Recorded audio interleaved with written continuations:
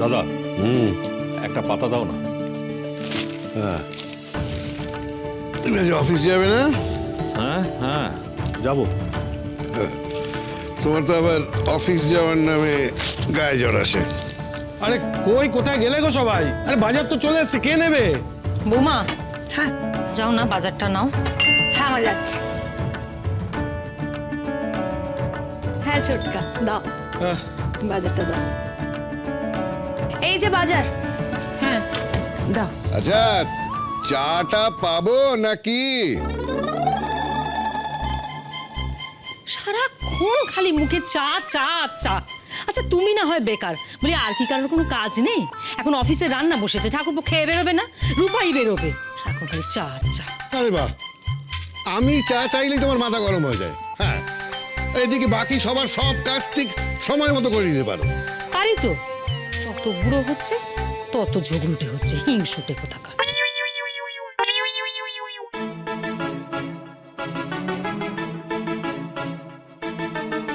দাদা, হুম, আমি আপনার জন্য চা আনছি। আমি জানি মেজো বৌমা, তুমি আমার জন্য ঠিক চা নিয়ে আসবে। তুমি তোমার এই দাদার আবদার কখনোই ভুলবে না। আনছি দাদা, এক্ষুনি আনছি।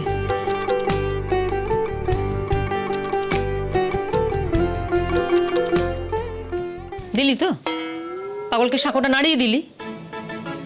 দাদা তো শুধু চাই চান, আর তো কিছু চান না। হ্যাঁ, কিন্তু দিনে কতবার চা চান সেটা বল। কতটা চিনি ঢুকছে শরীরে, এরপর তো সুগার ধরা পড়বে। ও বর্দি, আমি তো একটুখানি চিনি দিই, বেশি চিনি দিই না গো। তোমার তো চিরকালই অফিসে যাওয়ার নামে গায়ে জ্বর আসে। জ্বর আসবে না দাদা? এই গরমের মধ্যে লোকের বাড়ি বাড়ি গিয়ে মাল বিক্রি করি, লোকে অপমান করে জানো, মুখের ওপর দরজা বন্ধ করে দেয়। ওই কথাগুলো ভাবলে তো এমনি জ্বর চলে আসে। কি করবে বলো, তবু তো কাজ করতেই হবে। দেখো, আমি রিটায়ার করেছি, ক টাকাই বা পেনশন পাই। এখন তো তোমরাই আমার ভরসা। শোনাই যে কি রোজগার করে সেটা তোমরা জানো, আর উপায়টা কবে দাঁড়াবে কে জানে। বাড়ির অন্য ছোট ছেলে মেয়েগুলো, তাই একটু লেখাপড়া শেখাতে হবে নাকি? আমি এখন তাকিয়ে আছি, রূপাই কবে একটা ভালো চাকরি পায়। আমার অবস্থা তো আরো খারাপ দাদা। কিছু টাকার জোগাড় করে রাস্তার ধারে ভাড়ায় একটা জেরক্সের দোকান নিলাম। ভাড়ার টাকাই শোধ হয় না, তার আগে জেরক্স উঠে গেল। কি করবো বলো, আমার তো আর কিছু করার নেই। সংসারে আমি বা কোথা থেকে টাকা দেব? তাছাড়া ছোট ছোট বাচ্চাগুলো আছে, ওদের লেখাপড়ার জন্য। কি আর করবে, এইভাবে জোড়াতালি দিয়ে চলতে হবে। দাদা, হ্যাঁ, এই যে আপনার চা। এই চা এসে গেছে, চা। লক্ষ্মী মা, হ্যাঁ। আমি তো সবসময় বলি বাড়ির লক্ষ্মী। হ্যাঁ তা তো বটেই, সারাক্ষণ মেজদি আর মেজদি। আমরা তো সবাই বানের জলে ভেসে এসেছি। হিংসে হচ্ছে না?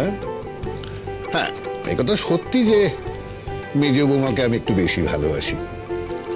আসলে নিজে হাতে ধরে ওকে সংসারে নিয়ে এসেছি তো। একথা কতবার বলেছি তোমাদের। বাবা আরেকবার বলুন না সেই গল্পটা। আরেকবার? জানো, সেই সময় না ওই মেজো বৌমা একটা হোমে থাকতো। সেই হোমে আমাকে যেতে হতো, আমার অফিস থেকে পাঠাতো ওই জিনিসপত্র দেওয়ার জন্য। মাঝে মাঝে যেতাম। তা একদিন এরকম জিনিসপত্র দিতে গেছি, দেখি ওখানে একটা ফাংশন হচ্ছে। ওরা আমাকে ফাংশনে থাকতে বলল। সেই ফাংশনে দেখি একটি মেয়ে ভারী চমৎকার গান গাইছে, জানো, ভারী সুন্দর গলা। ভাবলাম, আরে এই মেয়েটি তো ভারী ভালো গান গায়। সেই সময় ওকে আবার পছন্দ হলো। ভাবলাম আমার ছানার জন্য ওকে বউ করে নিয়ে আসবো। সেই জন্যই ওর উপর টানটা আমার একটু বেশি। তা বলে ছোট বৌমা, তোমাদেরকে আমি ভালোবাসি না? বাসেন, তবে কিনা মেজদিকে একটু বেশি ভালোবাসেন। আচ্ছা দেখো, আমার আবদার কে মেটায়? এই যে তোমাদের দিদি ভাই চায়ের নামে আমাকে মুখ করে দিলে, কিন্তু মেজে বৌমা সে ঠিক আমার জন্য চা করে নিয়ে এসেছে, তাই না? দেখো, এত ব্যস্ততার মধ্যেও কিন্তু আমার খেয়াল ঠিক রাখে। আচ্ছা, আর বিকেলবেলা আমাকে যখন মুড়ি মাখতে বলেন, পেঁয়াজ কুচি দিয়ে, শসা দিয়ে, ধনেপাতা দিয়ে বেশ গুছিয়ে। আর আপনি তো বলেছেন আমার মতো মুড়ি নাকি আর কেউ মাখতে পারে না, কিন্তু তাতে কি, তবুও আপনি আমাকে একটু কম ভালোবাসেন। ওরে বাবা রে, বোল্ড বোল্ড, আমি ক্লিন বোল্ড, আমার আর কিচ্ছু বলার নেই। বাবা, ও বাবা, মেজমাকে ঠিক করেছি রিয়েলিটি শোতে গান গাওয়াবো। কোথায়? Reality show.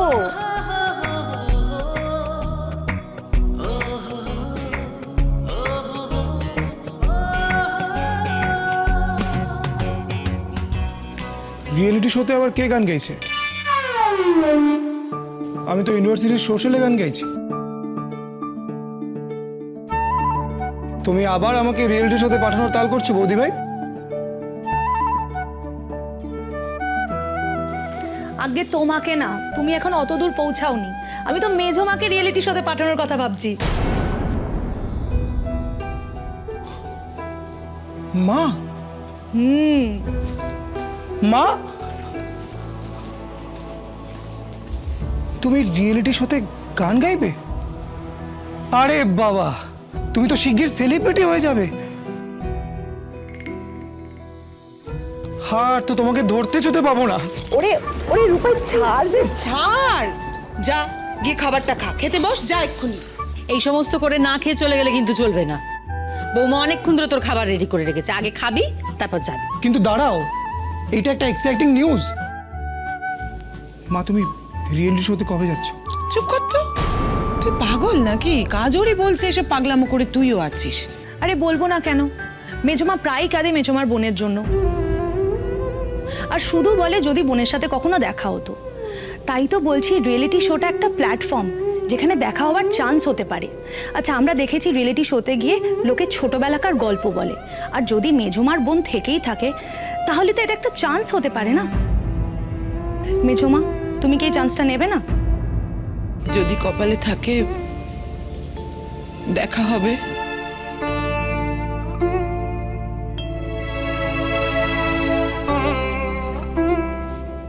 প্রমিস করেছি তোমার, মাসিমণিকে একদিন খুঁজে বের করবই আমি।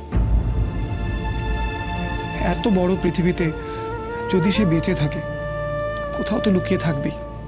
আর একদিন আমি তোমায় মাসিমণিকে খুঁজে দেব। কেঁদো না মা, লক্ষ্মী মা আমার।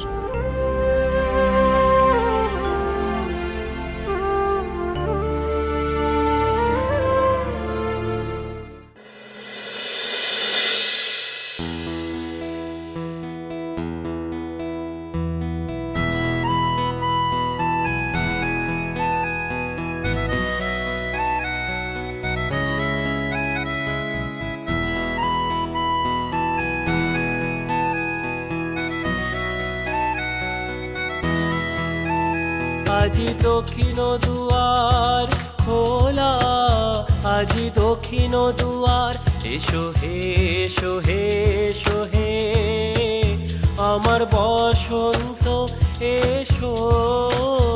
আজি দক্ষিণ দুয়ার খোলা, আজি দক্ষিণ দুয়ার, দিব হৃদয় দোলায় দোলা, এসো হে এসো হে এসো হে আমার বসন্ত এসো। আজি দক্ষিণ দুয়ার খোলা, আজি দক্ষিণ দুয়ার।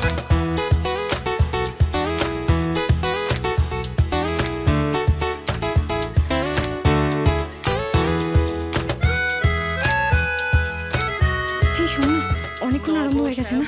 আমার না অনেকটা লেট হয়ে গেল, সরি রে। কি হয়েছে সমুজ্জ্বলদা? আমাদের কি কোথাও ভুল হয়েছে? না, তোদের কোনো ভুল হয়নি। ভুল হয়েছে যে নিজেকে হিরোইন বলে মনে করে তার। সে মনে করে তার বাবার অনেক টাকা আছে বলে হয়তো সবাই তার কেনা, কিন্তু এই পৃথিবীতে সবাই তার কেনা নয়, সেটা তার বোঝা উচিত। এখানে একটা প্রোগ্রাম চলছে, এমনিতেই দেরি করে এসছে, এসে আবার কথা বলছে।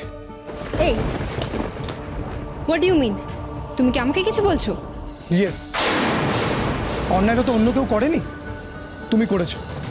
সব জায়গার একটা ডিসিপ্লিন থাকে, তোমাদের পয়সা আছে, তোমরা ডিসিপ্লিন না মানলেও কিছু যায় আসে না, কিন্তু আমরা ডিসিপ্লিন মেনে অভ্যস্ত। আমরা ইনডিসিপ্লিন কাজ করি না সচরাচর, আর যদি কেউ করে তাকে আমরা বাধা দিই।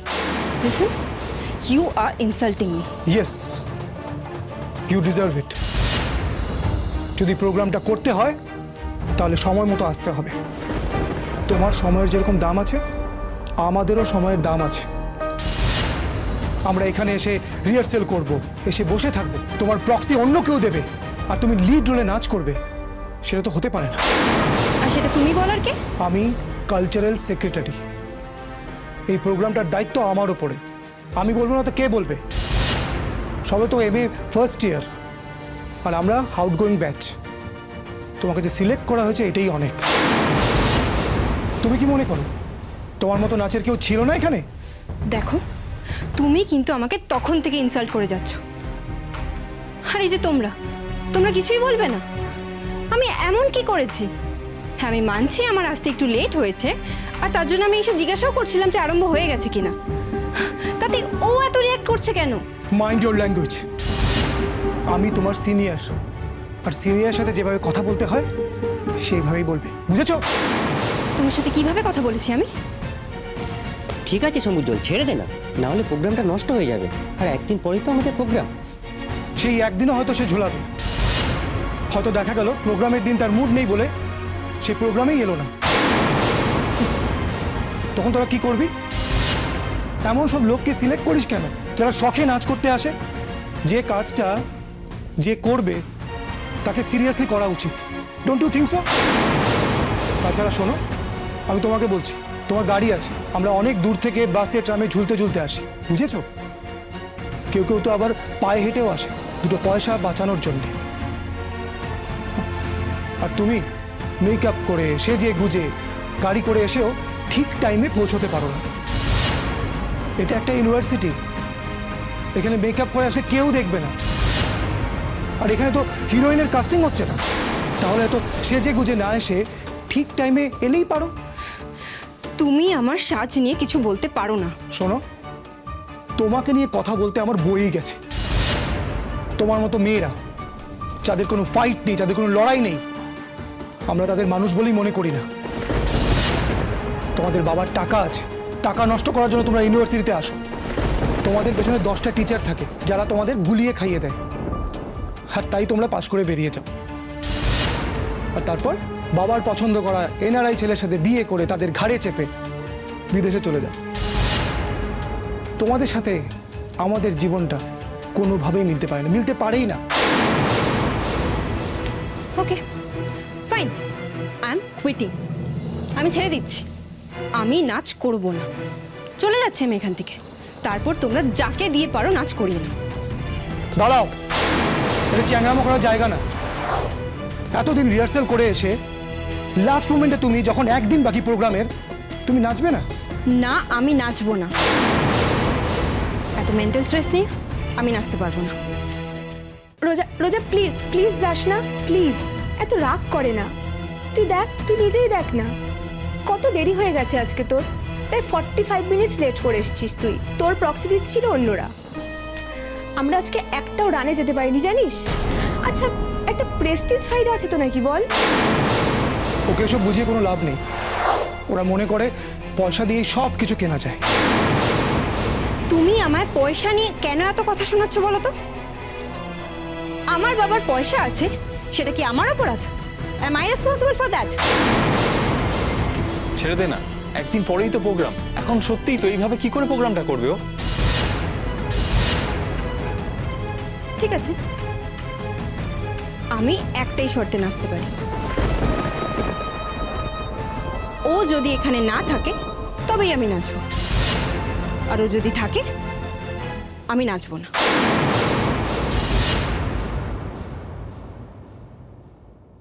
ওকে বাডিস, তোমরা সবাই এখানেই আছো, দেখে নাও। আমি থাকলে তো ও নাচবে না। তোমাদের যদি ওকে বেশি প্রয়োজন হয় ওকে রেখে নাও, আমার গান অন্য কেউ তুলে নিতে পারবে। ভাই রিকোয়েস্ট করছি, এইভাবে সব ব্লান্ডার করে দিস না। আমাকে রিকোয়েস্ট করছিস কেন? আমি তো বলিনি ছেড়ে যাব।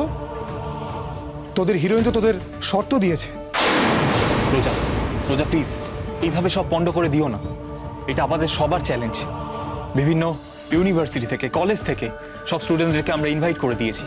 ওরা সবাই আসবে, দেখতে চায় আমাদের প্রোগ্রাম কত সুন্দর হয়। আর এখন তুমি বলছো ও গান গাইলে তুমি নাচবে না? ও আমাদের লিড সিঙ্গার রোজা। আর এত কম সময় এর মতো করে চট করে আর কে গান তুলে নেবে? কেন? নাচের জন্য যদি অন্য লোক থাকতে পারে, তাহলে গানের জন্য আর কেউ নেই? এত বড় ইউনিভার্সিটি, খুঁজে দেখো না, কাউকে না কাউকে ঠিক পেয়ে যাবে। তাহলে আমাকে ছেড়ে দাও। ব্ল্যাকমেল করছে, এদের এটাই নেচার। দেখেছো তো, ও এখনো আমার সম্পর্কে ইল কমেন্টস করে যাচ্ছে, আর এরপরেও তোমরা এক্সপেক্ট করছো আমি ওর সঙ্গে নাচ করব? আচ্ছা ঠিক আছে, তুই তো ওর সঙ্গে কিছু করছিস না, সব তো আলাদা আলাদাভাবে হচ্ছে।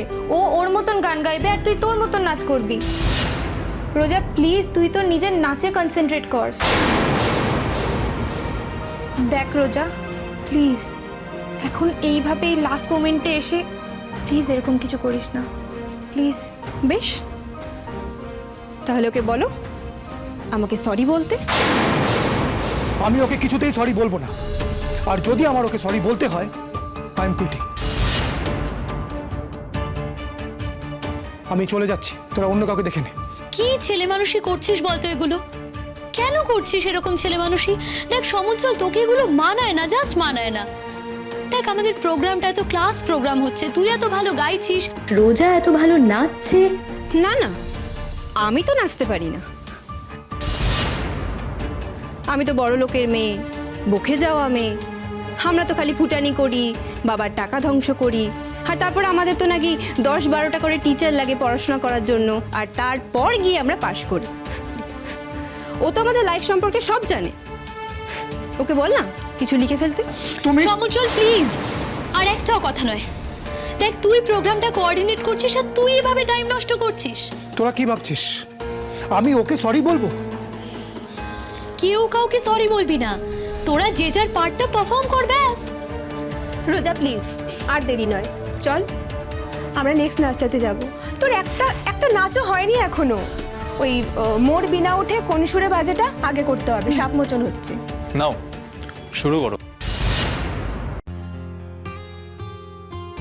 আমরা আগে স্টার্ট করছি, আগে একটু ব্রিফ করে নিচ্ছি। হ্যাঁ চলো।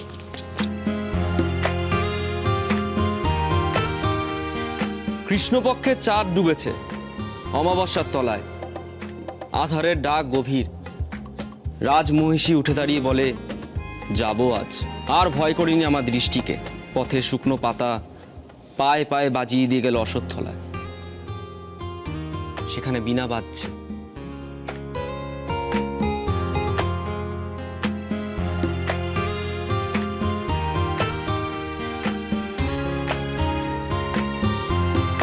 মোর বীণায় ওঠে কোন সুরে বাজি, কোন নব চঞ্চল ছন্দে। মোর বীণায় ওঠে কোন সুরে বাজি, মময় অন্তর কম্পিত আজি। নিখিলের হৃদয় স্পন্দে মোর বীণায় ওঠে কোন সুরে বাজি।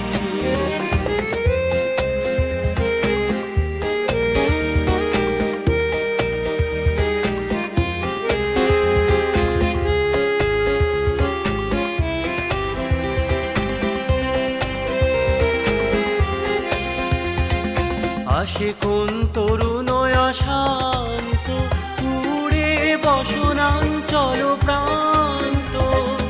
আলোকের নৃত্যে বনান্ত, মুখরিত অধীর আনন্দে। মোর বীণা ওঠে কোন সুরে বাজি।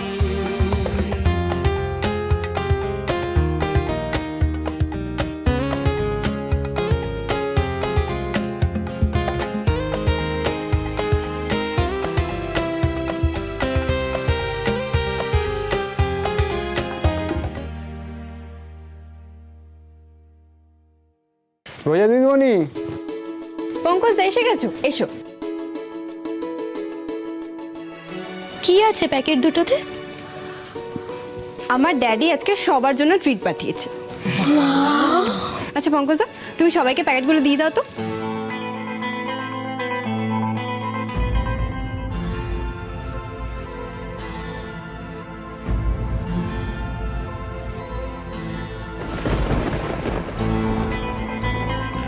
এই আমি আসি রে।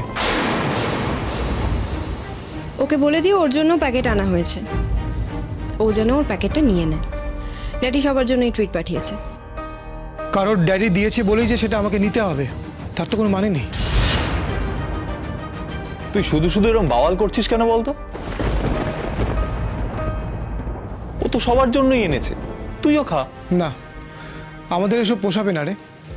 আমরা লেরো বিস্কুট দিয়ে চা খাওয়ার লোক, এইসব বড় বড় দোকানের দামি দামি খাবার আমাদের পোষাবে না। আর রোজ রোজ তো খেতে পারবো না, একদিন খেয়ে লাভ কি? ও আসলে খাবে না বলে এসব কথা বলছে। হ্যাঁ, খাবো না তো। আগে তুমি তোমার অ্যাটিটিউড ঠিক করবে, তারপর খাওয়াতে এসো।